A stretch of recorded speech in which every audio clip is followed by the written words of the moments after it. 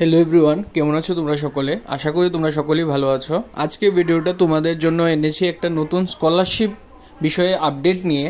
যেই স্কলারশিপে তোমাদের ত্রিপুরা গভর্নমেন্ট বের করেছে, government directorate of higher education থেকে সেই নোটিফিকেশনটা এসেছে এবং সেটাতে তুমি দেখতে পারবে কি তুমি 50,000 টাকা অথবা তার বেশিও তুমি স্কলারশিপ পেতে পারবে এই নোটিফিকেশনে অ্যাপ্লাই করার পর। ঠিক আছে, এখন দেখিনি কী আছে নোটিফিকেশনে। সেটা এসেছে তোমাদের ডাইরেক্টরেট অফ হায়ার এডুকেশন থেকে এসেছে, শিক্ষা ভবন যেটা আছে অফিস লেন, সেখানে তাদের অফিস। এখানে বলা হচ্ছে কি Pragati Saksham Swanath scholarship schemes for academic year 2025-2026। এটা নোটিফিকেশনটা তোমাদের বের হয়েছিল তোমাদের 13 জুন 2025। এই নোটিফিকেশনটার যে অ্যাপ্লিকেশন প্রসেস আজও চলছে।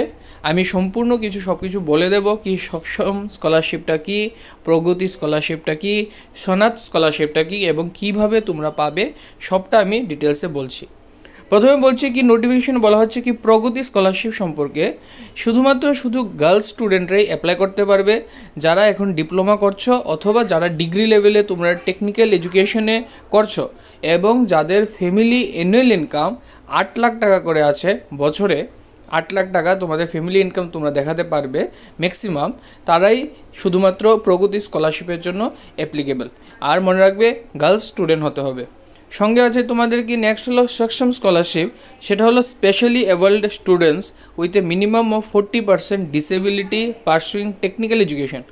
যেসব ডিসেবল স্টুডেন্ট আছে যারা পিডাব্লিউডি আন্ডারে পড়ছে, ঠিক আছে, ফিজিক্যালি উইকের ক্যাটাগরিতে পড়ছে, তাদের 40% ডিসেবল যারা আছে তারা টেকনিক্যাল কোর্সে অ্যাডমিশন নিলে সেই সক্ষম স্কলারশিপে অ্যাপ্লাই করতে পারবে।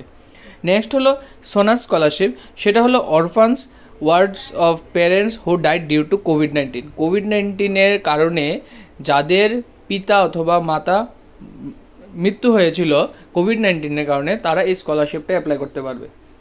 এখন দেখছি নেক্সট হলো কি student admitted in the first year or through lateral entry during 2025-26 may apply as fresh cases.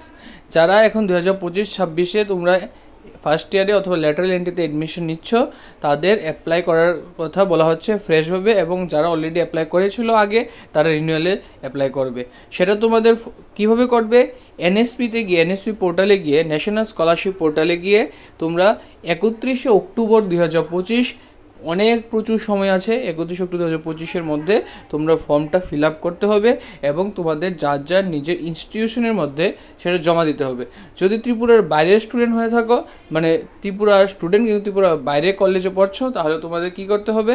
তোমাদের এই যে পার্টিকুলার ডিপার্টমেন্ট আছে হায়ার এডুকেশন ডিপার্টমেন্ট, সেখানের সঙ্গে কথা বলতে হবে কি কোথায় তোমরা কাগজটা জমা দেবে। আশা করছি তোমাদের এই ভিডিওটা কাজে আসবে। Like, share and subscribe. Thank you. আমি তোমাদের জন্য ত্রিপুরা জয়েন্টার্সের যে চয়েস ফিলিংয়ের যে আপডেটটা, সেটা আমি কিছুদিনের মধ্যে শেয়ার করছি।